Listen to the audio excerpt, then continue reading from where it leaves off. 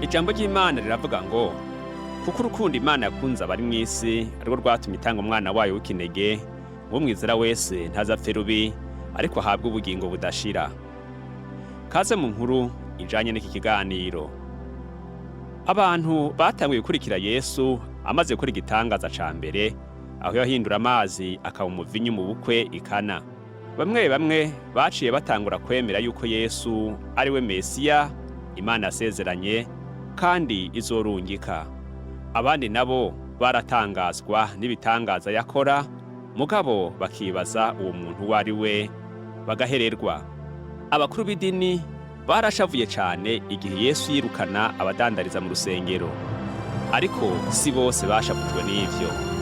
Bamwe bagerageje uburyo bwose kugira ngo bamenye neza uwo muntu uwo ari we. Nikodemu yari umwe muri abo. Umviriza iyi nkuru ivuga ku vya Yesu n'umutegetsi azazaniwe.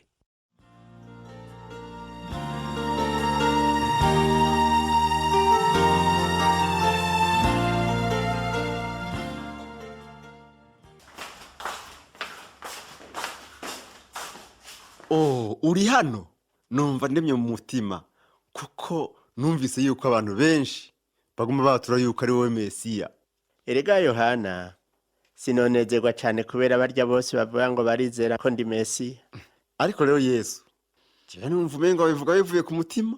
Ego, barabonye ibitangaza baca barizera yuko ndi wa wundi azoba umwami w'Abayuda. Najewe narinzi kuzoshinga ubwami bwawe hano i Yerusalemu. Ubwami bwanje si ubw'iyi si, ni ubwami bwo mw'ijuru. None womenya gute ko batagutahuye? Ndazi imitima y'abantu, nta n'umwe nkeneye yuko yombwira ibiri mu mitima yabo. Eka n'ubu sindatahura. Abayuda benshi barizera by'ukuri yuko umunsi umwe Imana izotuma umuntu wo kubakura mu maboko y'abansi agasubiza ihanga ry'Abayuda ubwiza bw'Imana ryahozemwo. Biteze yuko uwo mwami azoba uwo mw'isi. Ibyo sivyo biri mu mugambi w'Imana na gatoya. Najewe niko nahora niyumvira kugeza umaze kuza mu bugingo bwanje. Numva uhinduye byinshi mu vyiyumviro vyanje. Aho utandukaniye n'abariya rero, nuko narinzi yuko uri mvuga kuri, ndazi umutima wawe.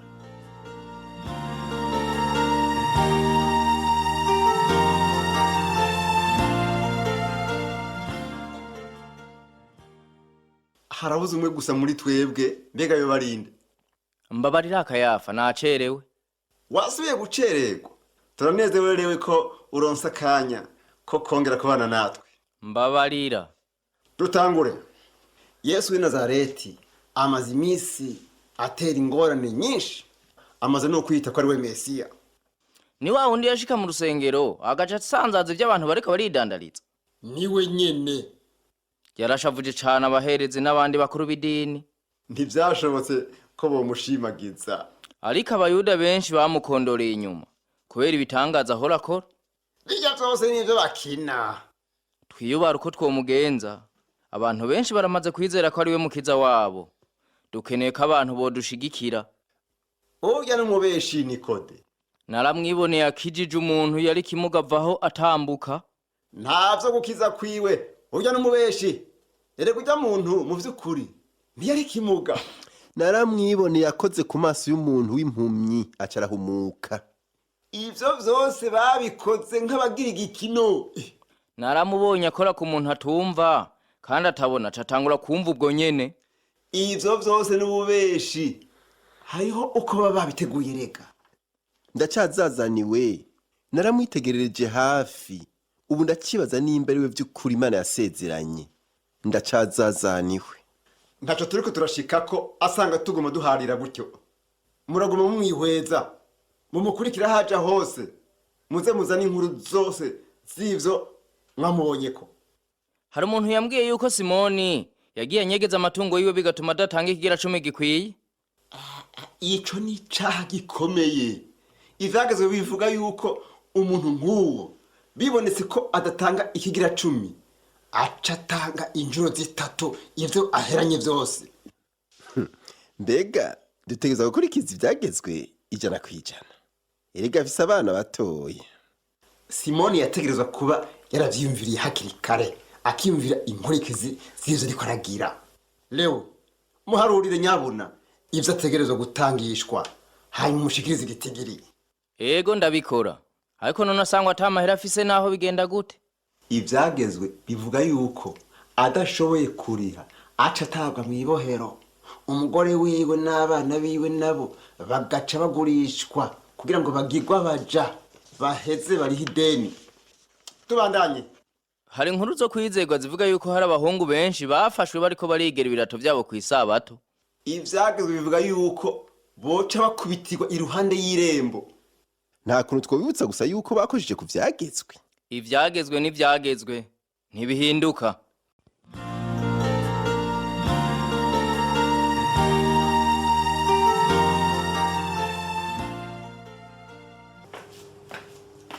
Nikodemu, uyu munsi ntiwiri umerewe nk'uko vyari bisanzwe mu kubaho kwawe? Numva nkeneye umwanya wo kwiyumvira ku bintu bimwe bimwerewe.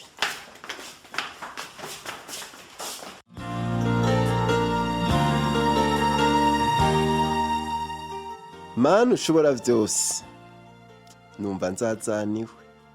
Mbega Yesu yoba ari we Mesiya canke siwe? Ntegerezwa kumugendera ndavyirabire. Mfasha Mana. Ubu rero ndabona ko atabantu bari mu mabarabara. Ndashobora kuja kuraba Yesu. Kandi nta numwe azomenya ko namugendeye. Ni ngaha nyene nashitse. Mu kanya gato ndahura na Yesu.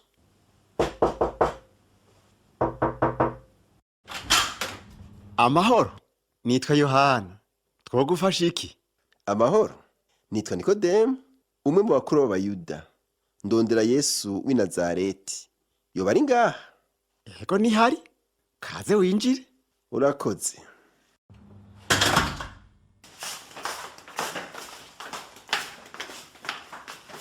Mwigisha, ndanezerewe kubonana nawe.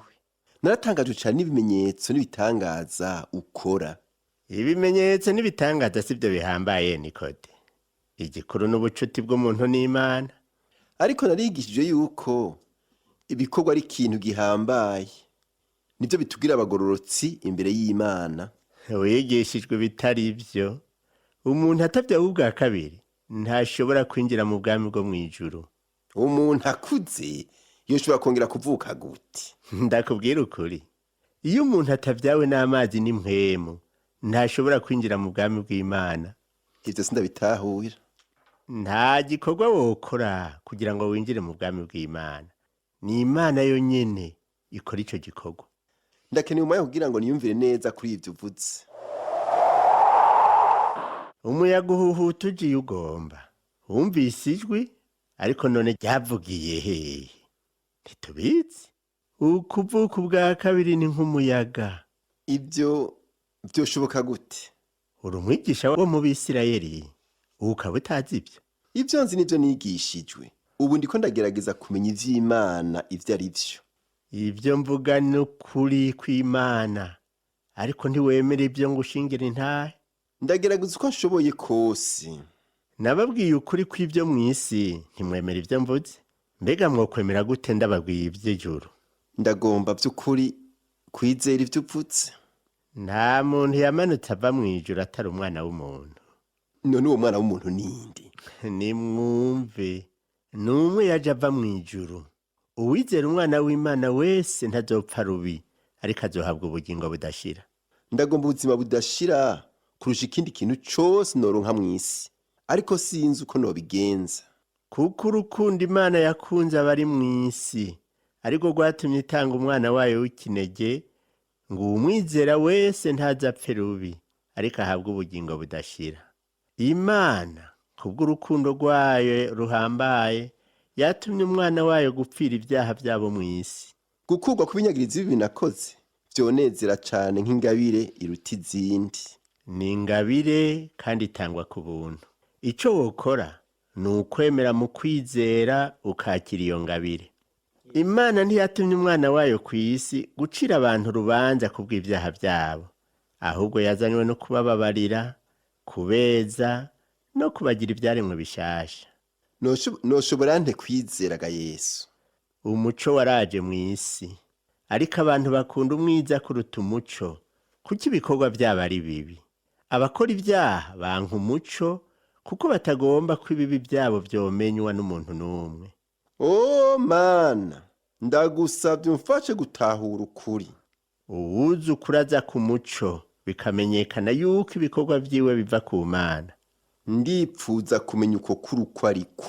Komeza kurondera Imana n'umutima wawe wose nayo izokwereka ukuri.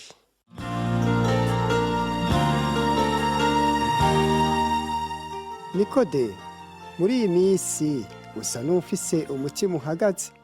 Yozefu, ushobora kutabikunda, ariko nagira kubwire ko mperutse kuja kuraba Yesu kugira ngo ndonke inyishu z'ibibazo bimpagaritse umutima. None, ibibazo vyawe vyararonse inyishu? Oya, mu vy'ukuri sindaronka inyishu. Ubu rero mfise ibibazo vyinshi kurusha ivyo nari mfise ntaramugendera. Ibibazo nyabaki? None uwo Yesu yoba ari we Mesiya nk'uko bamwe babivuga canke siwe? None wewe ndi wamubajije? Yagumye ambwire vy'ubwami bw'Imana. Yaravuze ivya Mesiya? Yego yarabivuzeko. Yoba yaravuze ko atari we Mesiya? Hoya, ntavyo yavuze. Yagumye avuga ko twokwizera umwana w'Imana, wamenga ariko arivuga ko wenyene. None ndanyishu wumvise wewe nyene mu byo mwaganiriye? Oya, ivyo yavuga vyose vyarumvikana ko bikomeye kandi ko ari ukuri. Abantu benshi barizera inyigisho ziwe kandi nanje ndi ku ruhande rwiwe. Numva ntangazwa cane nawe nk'umuntu, ariko rero tugume dusenga kugira ngo duhishurirwe ukuri. Mu bagize inama nkuru y'idini bose umenga twe nawe twenyene nitwe twamugurukiye. Ego dutegerezwa. Yaratubwiye Imana y'urukundo iganza mu rukundo ataragushira mu ngiro ijana kwijana ivyo vyagezwe bivuga. Ivyo numva ari bishasha. Ikindi wigishijwe ntigiki? Yesu afitaniye ubucuti bukomeye n'Imana, ayita data. Ijambo ry'Imana rivuga ngo nimwandondeza umutima wanyu wose muzombona. Naje ivyo Yesu yarabimbwiye. Ndagomba vy'ukuri kumenya ukuri kw'Imana. Ndazi yuko urondera Imana izotwereka ukuri. Urakoze Yozefu. Unyemerera ikintu kimwe gusa. Igiki? Unsengere kugira ngo vuba cane nzemenye ukuri kandi ndagukurikize. Nanje ivyo ndabikwemereye. Ibibazo n'inyishu byo gukurikirana ikiganiro. Kutemerwa iwanyu. Ikibazo: kubera iki abakuru b'idini benshi batemeye Yesu ko ari Mesiya? Imitima yabo ntiyari itunganiye Imana. Kuri bo idini ryari nkenerwa kurusha igikorwa c'Imana. Yesu yihishuriye abantu basanzwe, bituma n'abakuru b'idini batinya yuko abantu bazohava bakurikira Yesu bagaheba imigenzo n'ibyagezwe vyo mu idini ryabo. Hari abantu baba barizeye ko Yesu ari uwo yari yaravuze ko ari. Ego, abantu benshi baramukurikiye banezerewe kandi bizera ko ari we Mesiya. Yesu yoba yaragiye iwabo kenshi kuramutsa nyina wiwe Mariya? Ntitwomenya ngo yagiye kumuramutsa kangahe. Ni kenshi nyina wiwe yagiye kumuraba i Kaperinaumu. Yarakunda nyina wiwe cane kandi yagiye kumuramutsa kenshi. Yozefu umugabo wa Mariya nta nkuru ziwe tubona igihe Yesu yari amaze gukura. Birashoboka ko yoba yarapfuye agasiga Mariya ari umupfakazi. Nyina wa Yesu yabigenza gute mu kugaburira abantu batari bake bagendana na Yesu? Ntibyari vyoroshe kugaburira abantu bashika 13 bagushikiye bashonje, ariko aho hambere abantu ntibari bamenyereye amasahani n'indya nyinshi nk'uko biri uyu munsi. Ahanini umutsima niwo wari ivyo kurya nyamukuru.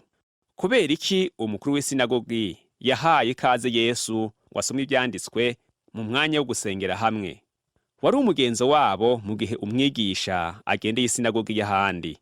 Kandi Yesu kubera ko yari umunyanazareti, iyo sinagogi ntibwari bubaye ubwa mbere ayinjira. Umukuru w'isinagogi ntiyari kureka guha ikaze umuhungu w'imvukira w'aho hantu ngo agire ico avuga uwo munsi. Kandi abantu bari baramaze kumva ibya Yesu byinshi, bakaba uwo munsi naho bari bakeneye kumwumva. Yesu yavuze ko yaje kwirura abanywagutse imitima. Aho yagomba kuvuga iki? Yesu aradukunda kandi yaje kudufasha. Arazi ibyo ducamwo. Aramenya iyo imitima yacu iremerewe kubw'ingorane. Kandi yasezeranye kudufasha. Yavuze ati, nimuze kuri jewe mwese abarushe n'abaremerewe ndabaruhura. Yesu ashobora gute kubohora ababoshwe? Abantu benshi bari mu ibohero barizeye Yesu nk'umukiza wabo, bafata ingingo yo kumukurikira. Naho bari baboshwe, barabonye ko kwizera Yesu ariyo soko y'umwidegembyo w'ukuri. Icaha gishobora kutubera ibohero. Umuntu ashobora kuba aboshwe n'icaha, ariko yizeye Yesu amukura mu buja bw'icaha akamuha umwidegembyo. Rimwe na rimwe ndabwira abandi ibya Yesu, ariko bakanka kunyumviriza, ahubwo bakantwenga. Nubigenza gute ngo banyumvirize kandi bizere? Icyo twokora ni ukubwira abandi ibya Yesu, tukagerageza kubumvisha. Banse kutwumviriza, twobandanya kubasengera no kubiyegereza. Kumbure igihe cabo kizogera, bumvirize kandi bizere Yesu. Imana iragomba kuba inshuti yanje by'ukuri. Ego, Imana iragomba ko twoyibera inshuti, tukavugana nayo kandi tukitondera ibyo itugera. Nayo iriteguye kubana natwe no kudufasha mu ngorane zacu.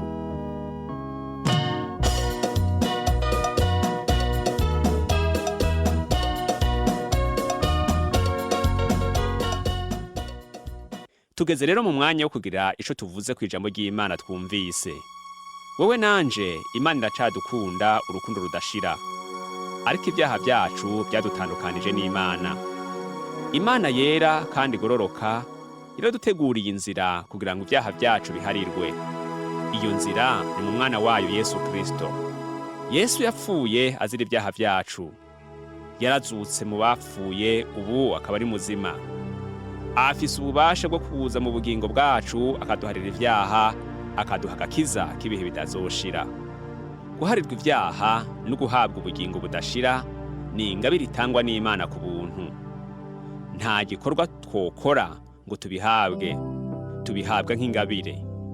Kugira ngo duharirwe ibyaha, duhabwe ubugingo budashira, dutegerezwa kwitandukanya n'ibyaha, tukizera Yesu KRISTO, tukamwakira nk'umwami n'umukiza mu bugingo bwacu.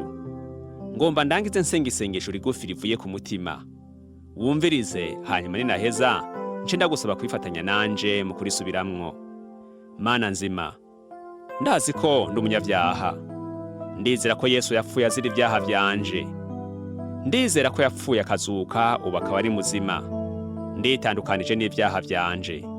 Ndizeye Yesu KRISTO, ndamusaba ngo ambabarire ibyaha byanje. Ndamwakiriye mu bugingo bwanje nk'umwami n'umukiza wanje. Nemeye kuzokurikira Yesu mu kubaho kwanje. Urakoze mwami Yesu kunkunda, kandi urakoze kwemera kuza mu bugingo bwanje. Amen. Nagomba rero mvugira isengesho mu duce duto duto, nawe uzurasubiramwo. Kandi nawe iri sengesho rigira iryawe, urisenge wumva ko rivuye ku mutima. Mana nzima, ndazi ko ndi umunyabyaha. Ndizera ko Yesu yapfuye azira ibyaha byanje. Ndizera ko yapfuye akazuka, ubu akaba ari muzima. Nditandukanije n'ibyaha byanje. Ndizeye Yesu KRISTO, ndamusaba ngo ambabarire ibyaha byanje. Ndamwakiriye mu bugingo bwanje nk'umwami n'umukiza wanje. Nemeye kuzokurikira Yesu mu kubaho kwanje. Urakoze mwami Yesu kunkunda, kandi urakoze kwemera kuza mu bugingo bwanje. Amen. Kaze mu muryango w'abana b'Imana. Tuzoganira ku byo gukurikira Yesu no gukura mu byo kumenya Imana nk'abizera Yesu KRISTO.